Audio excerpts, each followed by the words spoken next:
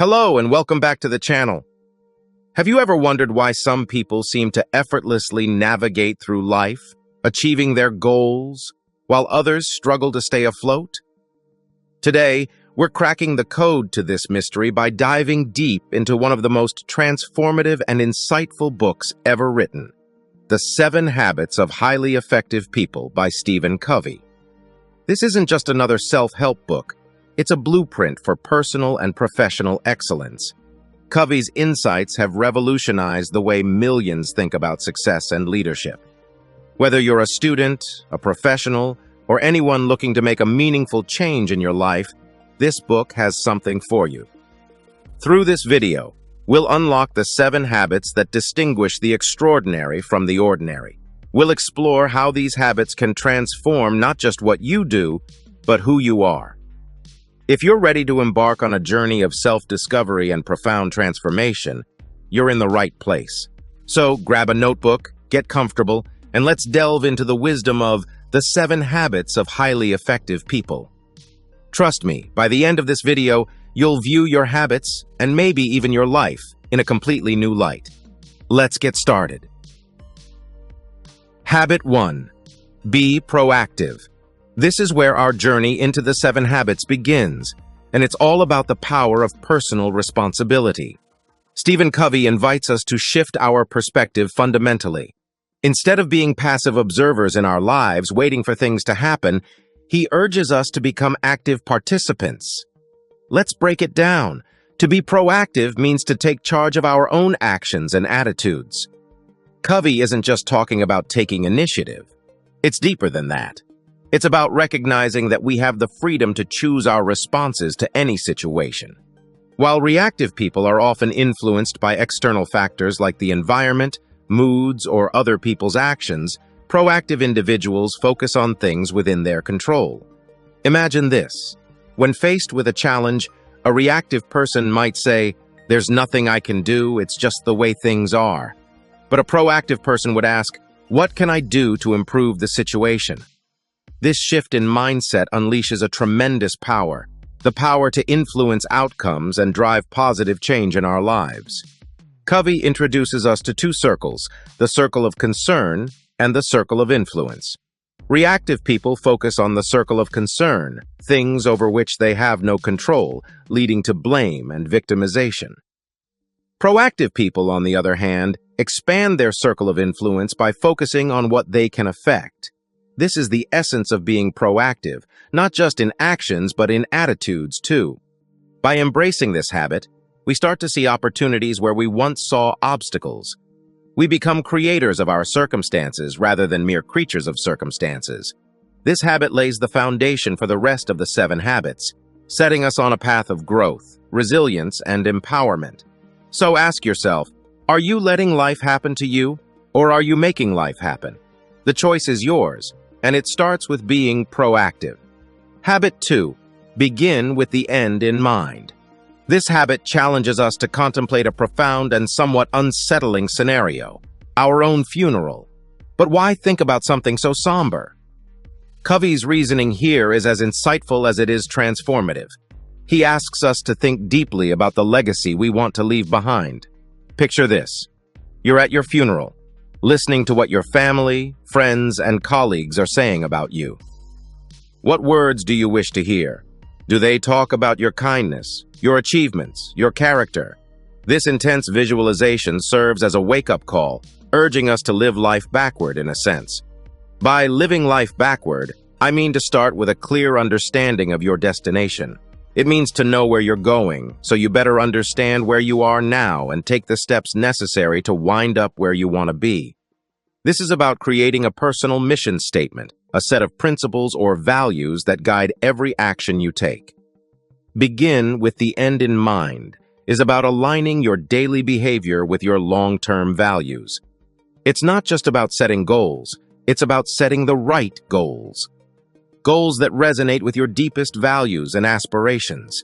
It's about not getting lost in the busyness of life and keeping your eye on the broader picture, your ultimate goals and dreams. This habit isn't just theoretical, it has practical implications. It influences our decision-making, our responses to challenges, and how we prioritize our time and resources. It's about being more intentional and purpose-driven in all aspects of life. So, what will your legacy be? How do you want to be remembered? By beginning with the end in mind, you take control of crafting a life that reflects your deepest values and aspirations. Habit 3. Put first things first. This is where Stephen Covey takes us into the heart of effective time management. But it's not just about managing time, it's about managing ourselves.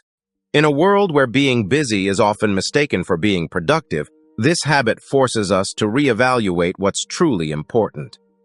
Covey introduces the time management matrix, a tool that helps us distinguish between what's urgent and what's important. The key lies in understanding that not all urgent tasks are important, and not all important tasks are urgent. This habit challenges us to prioritize tasks that are important but not necessarily urgent, like our health, relationships, and personal growth. Think about it. How often do we get swept away by the urgent, emails, calls, last-minute demands, only to realize that we've neglected the important, our health, family, passions? Put first things first is about breaking that cycle. It's about having the discipline to prioritize high-impact activities that align with our deepest values. It's easy to fall into the trap of being busy but not effective.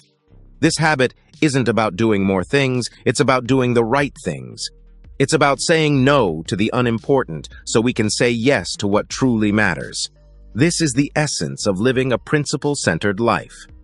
Implementing this habit means being proactive in scheduling our time. It means planning and executing around priorities, not letting the whirlwind of the day dictate our actions. It's about creating balance and ensuring that our daily activities reflect our deepest priorities. So, ask yourself, are the activities that take up your time leading you towards your goals? Are you putting first things first? Remember, effectiveness comes from living a life aligned with your core values, and it starts with how you use your time. Habit 4. Think win-win. This is where Stephen Covey revolutionizes our understanding of success and interaction. It's a powerful shift from a mindset of competition to one of collaboration. In a world often dominated by I win, you lose scenarios, Covey invites us to explore a more constructive and rewarding approach. Win-win isn't about being nice or seeking a quick compromise. It's about genuinely striving for solutions that are beneficial and satisfying for everyone involved. It's about understanding that success doesn't have to come at the expense of others. In fact, it suggests that true success is most attainable when shared. This habit challenges us to change our paradigm, to see life not as a competitive arena, but as a place of abundance, where there's enough success for everyone. When we adopt a win-win mindset, we start to see opportunities for synergy and collaboration everywhere. We approach conflicts and negotiations with a new perspective, seeking mutual benefit in all human interactions. Imagine approaching every interaction with the belief that everyone can win. In personal relationships, this builds trust and strengthens bonds. In professional settings, it fosters a collaborative environment where creativity and innovation thrive. Win-win is about balance, balancing courage with consideration, self-respect with respect for others. In practice, this habit requires us to be empathetic, to listen actively, and to be brave enough to express our true needs while being considerate of others' needs. It's about understanding that the pie of success isn't fixed. It can grow to accommodate everyone's share. So, how do you approach your interactions? Are you looking for solutions where everyone wins, or are you stuck in the win-lose paradigm? Remember, by thinking win-win, you're not just improving your outcomes, you're improving your relationships and the quality of your life. Habit 5. Seek first to understand, then to be understood. This habit is at the core of effective communication and is fundamental in building meaningful relationships. Stephen Covey places a spotlight on a skill often overlooked: empathetic listening. In our rush to be heard, we often forget the power of truly understanding another. Empathetic listening isn't just about hearing words, it's about genuinely seeking to understand the emotions and perspectives behind those words. This habit challenges us to put aside our own frames of reference, our own biases, and truly step into another person's shoes. It's about listening with the intent to understand, not just to reply. Covey teaches us that when we listen deeply and empathetically, we build bridges of trust. This trust paves the way for open, honest, and productive communication. It's not just about solving problems, it's about connecting with others on a fundamental level. Imagine the difference it makes when someone feels truly heard and understood. In personal relationships, it deepens our connections. In professional settings, it leads to more creative solutions and teamwork. And the beauty of this habit is that when we give people this level of understanding, they are more likely to extend the same to us. This habit is transformative, but it's not easy. It requires patience, self-control, and genuine curiosity. It's about valuing others and their perspectives as much as we value our own. When we master this habit, we don't just become better communicators, we become better friends, partners, and leaders. So, how well do you listen? Are you truly seeking to understand, or are you waiting for your turn to speak? Remember, the key to being understood lies first in your ability to understand. Habit 6, synergize. Synergy is a powerful concept. It's the idea that the whole is truly greater than the sum of its parts. When we synergize, we combine our strengths and talents to create something far more significant than what any of us could achieve alone. Synergy is all about valuing differences, seeing them as strengths, not as obstacles. In a synergistic team, diversity is not just tolerated, it's celebrated. Each person's unique perspective and skills are viewed as essential components of the puzzle. This mindset fosters an environment where creativity and innovation flourish. But how do we create synergy? It starts with open-mindedness and the belief that everyone has something valuable to contribute. It's about listening, not just to respond, but to understand. It's about problem-solving in a way that respects and leverages our differences.